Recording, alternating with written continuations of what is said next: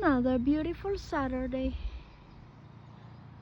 It would have been beautiful for me if I will find Sweet the Cygnet. I miss that little girly.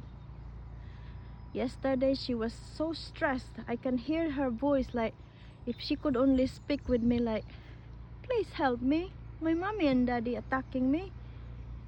But she was so stubborn. I even shouted at her, go on the land, I'll catch you, I'll grab you. But no, she keeps flying up and down. Well, if I'll find her or know where she is, safe somewhere, I'll be happy. But it's okay. Anyway, enjoy your Saturday, because today is another beautiful Saturday, blue sky, sun smiling on us. Thank you so much. Bye bye.